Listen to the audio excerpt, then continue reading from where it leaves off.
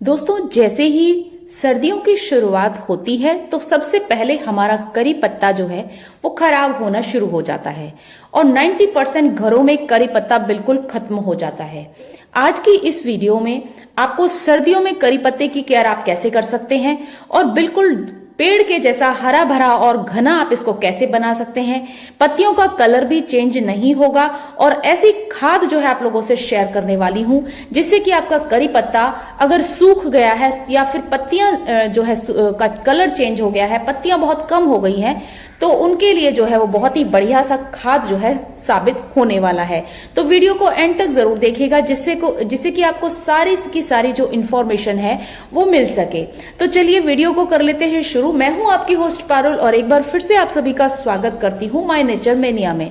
तो दोस्तों, सबसे ज्यादा जो प्रॉब्लम आती है वो सर्दियों में होती है।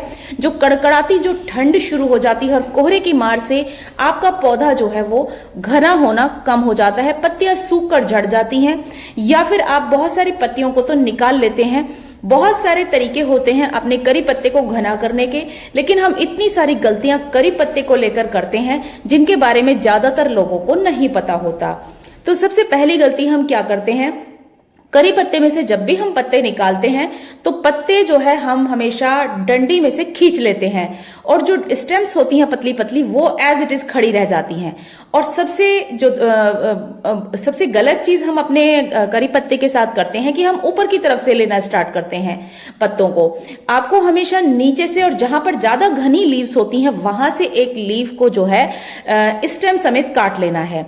अगर हम जो है स्टेम से इनको काटते हैं तो ऊपर की तरफ से प्लांट जो है उगता रहता है। सबसे बड़ी बात यह होती है कि आपको जो है इसकी जब सर्दियां की शुरुआत हो तो उससे पहले ही आपको इसकी सॉफ्ट प्रूनिंग कर देनी है, यानी कि छोटी छोटी सी पिंचिंग कर देनी है ऊपर से, जिससे कि प्लांट में से नई नई लीव्स हमेशा निकलती रहेंगी। पूरी सर्दियों भी मेरा करी पत्ता खत्म नहीं होता है और उतारने का तरीका मैंने आपको बता दिया है। आपको पूरी की पूरी स्टेम को लेना है, ऐसे लीव्स को नहीं खींचना है, पत्तों को नहीं खींचना है, पूरी स्टेम्स को ही आपको नेल की मदद से पिंच कर लेना है। जैसे मैंने अभी आपको बताया कि इस तरीके से आपको अपने जो करी पत्ता है उसको लेना है। तो छोटी छोटी सी चीजें होती हैं जो हमें फॉलो करनी होती हैं। कई बार हम बच्चों से मंगवा लेते हैं और बच्चे जो है पौधे से पत्तों को खींच लेते हैं और उसकी जो छोटी सी लकड़ी टाइप होती है उसे वहीं छोड़ देते हैं। तो इस वजह से भी हमारा पौधा जो है पनपता नहीं है और थोड़े दिनों में वो गंजा दिखना शुरू हो जाता है। लेकिन पूरी भरी सर्दियों में भी मेरा करी पत्ता हमेशा हरा भरा रहता है, क्योंकि मैं उसकी सबसे पहले तो नवंबर की शुरुआत होते ही मैं उसकी जगह बदल देती हूँ। जगह बदलना इसलिए जरूरी है कि कोहरा जो है उस पर डायरेक्ट अगर पड़ेगा तो आपका पौधा जो है वो डोरमेंसी में तो वैसे ही गया हुआ होता है, ऊपर से कोहरे की मार को झेल नहीं पाता और पत्ते अपने शेड कर देता है। कुछ जैसे ही मौसम चेंज होता है, चाहे कोई भी मौसम हो, चाहे इसका डोरमेंसी का पीरियड हो या ना हो, जब भी मौसम चेंज होता है तो करी के पत्ते के ऊपर एक मोटा सा कीड़ा आता है जिसे हमें टाइम टू टाइम हटा देना होता है, या फिर हमें इस तरह का स्प्रे बनाना होता है जिससे कि आपका जो करी पत्ता है उसके ऊपर किसी भी तरह का कीड़ा जो है चिपका ना रहे। वह कीड़ा जो है धीरे धीरे आपके करी पत्ते की पत्तियों को खा जाता है और आपको पता भी नहीं चलता। कीड़ा जो है आपको पत्तियों पर लगा हुआ ऊपर की तरफ ही नजर आ जाएगा। तो आपको टाइम टू टाइम अपने करी पत्ते को हिला देना है, पूरे के पूरे पौधे को। हिलाने से होगा क्या कि कई बार जो कीड़े होते हैं वो साइड में झड़ जाते हैं और अगर नहीं झड़े तो हाथ की मदद से आप उन्हें हटा भी सकते हैं। दूसरा जो पॉइंट है वो ये है कि आपको अपने करी पत्ते के प्लांट की गुड़ाई सर्दियों में करते रहना है, जिससे कि उसमें जो है हवा का वो बना रहे और आपकी जो पौधे की जड़ें हैं उन्हें ऑक्सीजन भरपूर मात्रा में मिलती रहे। दूसरा, आपको जो है इसमें टाइम टू टाइम सरसों की खली की जो फर्टिलाइजर है वो डाल देनी है। मैंने इसके लिए एक एप्सम सॉल्ट घर में ही बनाया है। एप्सम सॉल्ट जो होता है वो बहुत ही बढ़िया फर्टिलाइजर होता है आपके प्लांट। तीसरा, आप कोई भी दाल भिगोते हैं, छोले चावल या फिर किसी भी तरह की राजमा वगैरह कुछ भी भिगोते हैं, उसका पानी आप टाइम टू टाइम इसमें देते रहें। पानी जो है 3-4 दिन के अंतर से दें, क्योंकि करी पत्ते में पानी जो है ऊपर की मिट्टी भले ही सूख गई हो और नीचे की मिट्टी में बहुत देर दिनों तक पानी जमा हुआ रहता है। इस वजह से भी हमारा जो पौधा होता है वो ओवर वाटरिंग की वजह से खराब हो सकता है। तो इसलिए पानी अगर आप इस तरह का दाल चावल वगैरह का देते हैं तो आपको 3-4 दिन में ही देना है, फिर उसके बाद आपको पानी नहीं देना है। एक बार ढंग से भर के पानी दे दें, जिससे कि बार बार आप पानी ना दें। थोड़ा थोड़ा पानी अगर आप डेली देते हैं तो सर्दियों के पौधों के सभी पौधों के लिए बता रही हूं, अगर आप डेली थोड़ा थोड़ा पानी सभी पौधों में डालते रहेंगे तो आपके पौधे 101% जो है वो शौक में जाएंगे ही जाएंगे, अपनी पत्तियों को भी गिरा देंगे और आपका पौधा जो है बिल्कुल भी हरा भरा नहीं रहेगा। हर 10-15 दिन में आप जो है अपने पौधे को हल्दी और सरसों के दाने जो होते हैं उसको पीसकर आपको इसका एक बढ़िया सा फर्टिलाइजर देना है, जो कि फंजीसाइड, पेस्टिसाइड और फर्टिलाइजर तीनों का ही काम करता है। तो आपको इस तरीके से सरसों के ले लेने हैं दाने और उनको पीस लेना है मिक्सर ग्राइंडर में, क्योंकि अगर आप मिक्सर ग्राइंडर में पीसेंगे नहीं तो सरसों का साग जो है आपका उग जाएगा। तो आपको क्या करना है, 1 चम्मच लेना है सरसों का ये पाउडर और आधा चम्मच उसमें हल्दी मिक्स कर देनी है और इन दोनों चीजों को मिक्स करके आप सूखा ही अपने जो पौधा है उसकी मिट्टी पर आपको इसे बुरक देना है और मिट्टी के साथ कर देना है मिक्स। साथ ही साथ आपको इसमें पानी डालना है और ऑलरेडी अगर आपने पानी डाला हुआ है तो आप इसमें पानी ना डालें।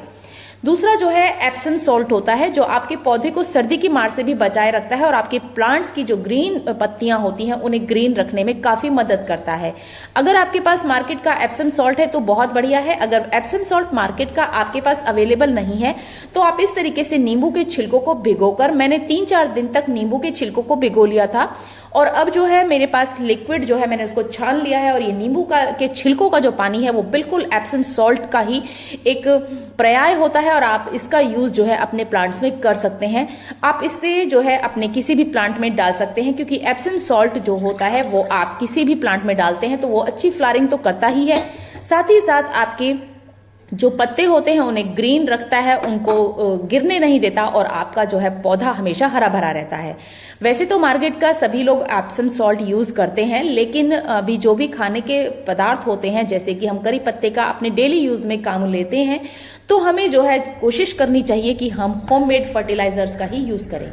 तो इसलिए मैं जो है इस तरह का एप्सम सॉल्ट घर में ही बनाती रहती हूँ और आपको जो है इसे डाइल्यूट कर लेना है। इतना ही पानी मैंने इसमें ले लिया है जितना ये पानी मेरे पास नींबू का इकट्ठा हुआ था और 12 इंच के गमले के हिसाब से मैं आपको रेशो बता रही हूँ। तो बस ये इतना 1 गिलास पानी जो है बिल्कुल सफिशिएंट होगा आपके 12 इंच के गमले के लिए, क्योंकि मेरे पौधे में ऑलरेडी जो है मैंने इसमें 15 दिन पहले ही एक खाद डाली थी और उसके बाद पानी भी डाला था, तो थोड़ा ही पानी की जरूरत है, इसलिए 1 ही गिलास पानी मैं जो है इसमें ऐड करूंगी। और अभी इसके ऊपर पूरी धूप पड़ रही है तो जो है इसका कोई नुकसान भी नहीं होगा। नेक्स्ट जो इंग्रेडिएंट आपको लेना है वो है सरसों की खली, और सरसों की खली को आप चाहें तो ऐसे भी छोटे छोटे पीसेस में कट करके या पाउडर में करके आप इसे अपने प्लांट में डाल सकते हैं, लेकिन मैं इसे लिक्विड फॉर्म में ही डालने वाली हूं और ये जो प्रोसीजर होगा ये 10 दिन बाद का होगा, क्योंकि अभी के लिए जो भी मैंने खाद डाली है वो सारी की सारी सफिशिएंट है। लेकिन आपको हर 15 दिन में अपने करी पत्ते में कुछ ना कुछ डालना होता है जिससे कि वो हरा भरा बना रहे। ये देखिए सूखी सूखी स्टेम्स और सारे पत्ते जो झड़ जाते हैं तो वो उसके लिए आपको जो है इस तरह से करना पड़ता है। तो मैं टाइम टू टाइम इस तरह के जो है खाद वगैरह डालती रहती हूँ। और देखिए अब जो है मेरा करी पत्ता काफी घना हो चुका है, क्योंकि इसके ऊपर ओस की बूंदें बिल्कुल भी नहीं पड़ती, कोहरे की मार बिल्कुल नहीं है और ये ऐसी शेडी एरिया में रखा हुआ है कि इसके ऊपर 5-6 घंटे की धूप बड़े आराम से पड़ जाती है। अगर आपके पास कोई ऐसा एरिया नहीं है तो आप इसे जो है अपने प्लांट को, अगर छोटा प्लांट है तो पॉलिथ बैग से ढक भी सकते हैं, या फिर आप इसे ग्रीन शेड में रखें जिससे कि आपके पौधे के ऊपर सर्दी की मार ना पड़े, क्योंकि दिसंबर से जनवरी का महीना जो है वो सबसे ज्यादा होता है, इस पौधे को खराब करने के लिए काफी होता है। तो आपको जो है 2 महीने तो इसको इस तरीके से झेलना होता है। अगर आपका पौधा जो है काफी मात्रा में झड़ चुका है तो आपको क्या करना है, इसकी सूखी सूखी लीव्स को और इसकी सभी लीव्स को उतारकर इसके पत्तों को जो है धोकर एयर टाइट कंटेनर में भर के रख देना है। और आपको जो है इसकी हार्ड प्रूनिंग कब करनी है ये मैं जो है अपनी नेक्स्ट वीडियो में जरूर बताऊंगी, क्योंकि अभी अगर आपने इसकी हार्ड प्रूनिंग कर दी तो आपका पौधा भी जा सकता है। तो अभी इसका हार्ड प्रूनिंग का टाइम नहीं है, अभी आपको जो है इसके पत्ते पूरे खत्म होने का वेट करना होगा और जनवरी के लास्ट वीक में आप जो है हार्ड प्रूनिंग के लिए अपने प्लांट को तैयार पाएंगे। हार्ड प्रूनिंग करते साथ ही जो है फरवरी के सेकेंड वीक से ही आपका प्लांट जो है अच्छी खासी लीव्स, नई नई लीव्स जो है वो दिखाने लग जाता है। तो अगर इस तरह की खाद पानी और इसकी मिट्टी की आप पूरा ध्यान रखते हैं तो आपका पौधा जो है जल्दी ही फिर से नई नई पत्तियां प्रोपोगेट करनी शुरू कर देता है। तो होप कि आज की वीडियो आप सभी के लिए यूजफुल रही होगी। अगर यूजफुल रही है तो लाइक शेयर जरूर किया कीजिए, और अगर चैनल पर आप पहली बार आए हैं तो चैनल को सब्सक्राइब करके बेल आइकन को दबाना बिल्कुल ना भूलें। मिलते हैं किसी और इंटरेस्टिंग और इंफॉर्मेटिव वीडियो के साथ में, क्योंकि इस तरह की वीडियोस मैं हमेशा लाती रहती हूं जो आपके लिए इंफॉर्मेटिव होती हैं। मिलते हैं।